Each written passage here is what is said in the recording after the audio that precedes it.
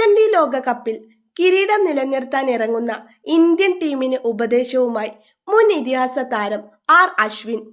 2024 India ലോക ചാമ്പ്യന്മാരായത് batting കരുത്തുകൊണ്ടല്ല, മറിച്ച് bowling മികവ് കൊണ്ടാണെന്ന് ഓർമ്മിപ്പിക്കുന്ന അശ്വിൻ ഇത്തവണയും ബൗളിംഗിന് മുൻതൂക്കം നൽകുന്ന ടീം കോമ്പിനേഷനാണ് വേണ്ടതെന്ന് വാദിക്കുന്നു.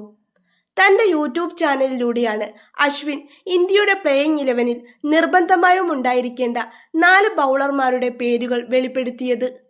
കുൽദീപ് യാദവ്, വരുൺ ചക്രവർത്തി, ജസ്പ്രീത് ബുംറ, ഹർഷ്ദീപ് സിംഗ് എന്നിവരെ ഒരുമിച്ച് കളിപ്പിക്കണമെന്നാണ് അശ്വിന്റെ പക്ഷം.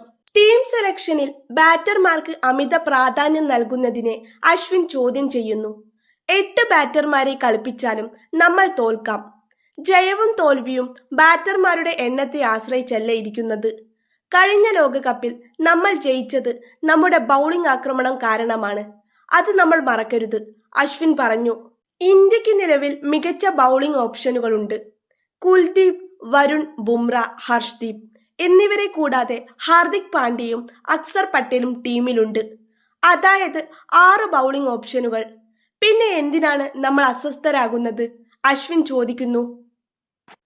ഇന്ത്യയുടെ ഈ 4 ബൗളർമാരെയും നേരിടുക എന്നത് ലോകത്തിലെ ഏത് വമ്പൻ ടീമിനും വെല്ലുവിളിയാണെന്ന് അശ്വിൻ വിലയിരുത്തുന്നു. ആധുനിക ക്രിക്കറ്റിൽ ഈ സ്പിൻ ജോഡികളെ വായിച്ചെടുക്കാൻ കഴിയുന്ന ബാറ്റർമാർ വളരെ കുറവാണ്. വിക്കറ്റ് വീഴ്ത്താനുള്ള ഇവരുടെ കഴിവ് അപാരമാണ്. ജസ്പ്രീത് ബുംറ ലോകത്തിലെ ഏറ്റവും മികച്ച ബൗളർ. ബുംറയ്ക്കെതിരെ സ്കോർ ചെയ്യുക എന്നത് ഏതൊരു ബാറ്റർക്കും പേടി സ്വപ്നമാണ്.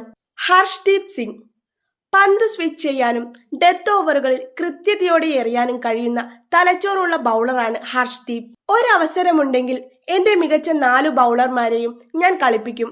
ഈ 4 പേരെ ലോകത്തിലെ ഏത് ടീമിന് നൽകിയാലും അവർ ഇവരെ കളിപ്പിക്കും, അശ്വിൻ കൂട്ടിച്ചേർത്തു.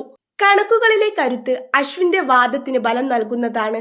ഈ 4 പേരുടെയും T20 റെക്കോർഡുകൾ: കുൽദീപ് യാദവ് 50 മത്സരങ്ങളിൽ നിന്ന് 90 വിക്കറ്റുകൾ. വരുൺ ചക്രവർത്തി 33 മത്സരങ്ങളിൽ നിന്ന് 55 വിക്കറ്റുകൾ. ഹർഷ്ദീപ് സിംഗ് 110 വിക്കറ്റുകൾ. ജസ്പ്രീത് ബുംറ 103 വിക്കറ്റുകൾ.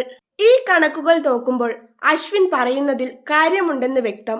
വരാനിരിക്കുന്ന ലോകകപ്പിൽ ഈ കോമ്പിനേഷൻ പരീക്ഷിക്കാൻ ഗൗതം ഗംഭീറും രോഹിത് ശർമ്മയും തയ്യാറാകുമോ എന്നാണ് കണ്ടറിയേണ്ടത്.